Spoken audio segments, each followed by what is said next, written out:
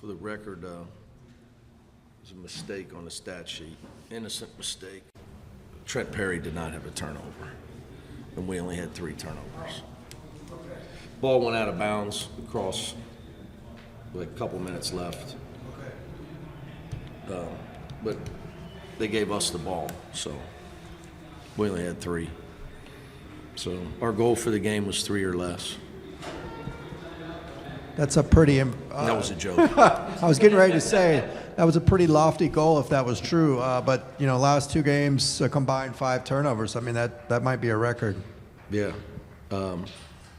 We only had 1, and Tyler should have shot it late in the shot clock. He tried to get closer because, he didn't have any legs to shoot. But look, you go 24-0 points off turnovers. Coaching staff got the job done. I was not at practice yesterday, nor was Sky, Tyler, Will, or Adai.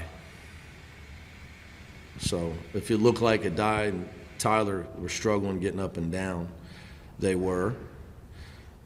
Sky Clark's a stud, man, because I know I haven't eaten since Wednesday night. I had a popsicle this morning with an IV. I don't know how the hell he did. He's 6 for 7, 24 minutes. He's just, some guys are just built better than others. He's obviously a much better athlete than his coach. Now, I know I'm old, but I don't know how he did it. To have that kind of performance, given what was going on with the team, how impressed are you? Well, look, obviously, Penn State's dealing with some injuries. Their starting center out, number 5 out for them as well. But concerned with emotional letdown after a big win over, Michigan State comes in ranked 7th in the country. Obviously, emotional win, closer than it should have been because our offense. But emotional win, Pauley was charged. So concerned with the letdown. But I think, maybe what happened to the team focused some other guys. Me going down yesterday and, we were sending guys home Thursday. As we were getting ready for practice, it was who drops next. We had to invoke COVID rules. Shooting at your own basket, sanitize the practice facility, everybody's food, and out the door. So I think Michigan State had 2 guys out today. Fears and Booker didn't play for them. So was it like the norovirus, or do you know what it was? that's what we think it is. Is that how you say it? The N-O-R-O? Yeah, norovirus. I mean, that's what we think it is. And what did you think of Kobe's all-around performance tonight? Tremendous. 13 rebounds. I was happy to see him get it going offensively a little bit. 6 assists. This is who he is. I think we had obviously a tough stretch of games early January. December beat us up, and Eric broke his nose, and Will had surgery. So sometimes, everybody has a tough patch in the schedule. But we've, so far we've had a pretty good year. And Kobe's just he's a big part of that because he gave us a senior leader that is a winner, meaning he's a winning player. So he can help your team win with the pass, obviously with the rebound, obviously with defense, and then he can score as well. So he does all 4 things. So you look down, the guy's got 4 steals, 6 assists, 15 points, and 13 rebounds, and 1 block shot. Just throw in. He's been doing it all year for us. He just does a lot of things that don't show up in the stat sheet. And there's a lot of NBA people that are friends of mine that know it, and he's going to get his chance. He's going to get his chance at the next level because people like to win. But he was awesome today. So Trent got that 3 at the end. It was nice to see him get a look, get knocked one down, get his confidence going. Is that a thing with him, just getting the confidence? Yeah, I think so. Trent's his minutes have been spotty, It's been hard for him, but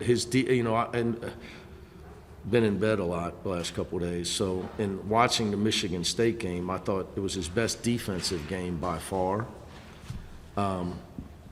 So off the ball, he's such an intelligent player that I think as he gets older, I still think the sky's the limit for him as a player because he can shoot it.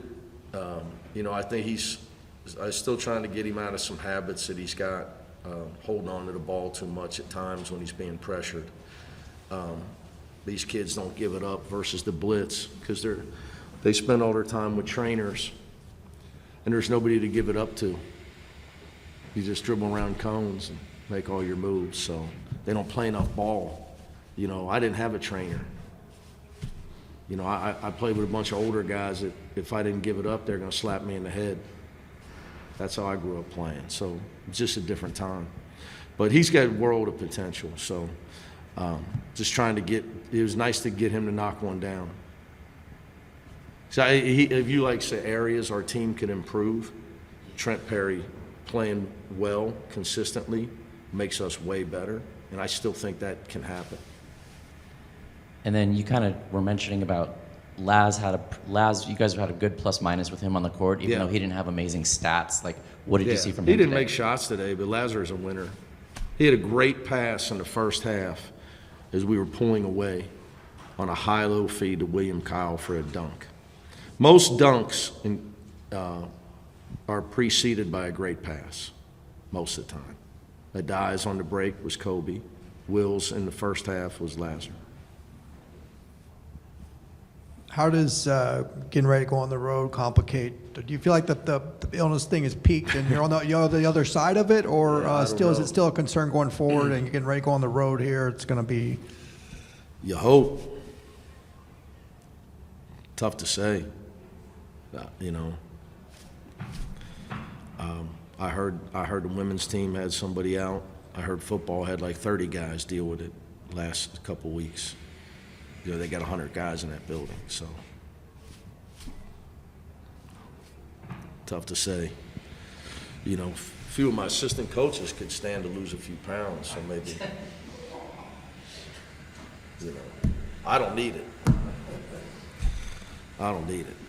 But the turnovers, keeping that going on the road, how important is that going to be on this trip? Huge, yeah, huge. You get to go play in two games that are usually sold out, Illinois and Indiana, right? Those kind of environments. Illinois being the first one, I believe, is Tuesday, right? You got obviously an extremely explosive offensive team when they get it going from three. So the last thing you need to do is throw gas on the fire.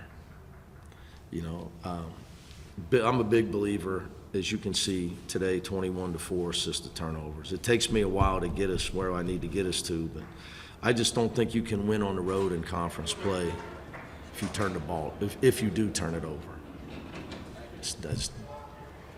And that's from a long career of case study. It's not my opinion, I've watched it. I've had when you take care of the ball on the road, you give yourself a chance to win. Make the other team play some defense, get your confidence going that way, maybe get to the foul line. You give yourself a chance. So it'll be huge. I was also thinking about the turnovers. Penn State had a season-high amount of turnovers today. Oh, Penn State did? I think they did. No. Their previous high was 17, I think. Anyways, what do you think has just kind of led your team to this point? Do they kind of instinctually create those turnovers at this point, or what created that? Well, we put a lot of stock in our deflections, trying to get our hands on the ball. We practice it. We talk about it. We show film on it. We believe that if you move the deflection board, you'll move the scoreboard in your favor. Early on, we were down 3. We only had 3 deflections. Over the next 10 minutes, we got a whole bunch, and we went from down 3 to up 7. I think we got 10 deflections before they called a timeout. So we work on it. And try to recruit guys that are aggressive, got quickness and athleticism. Try to coach it as best we can. All right, guys, I've had it.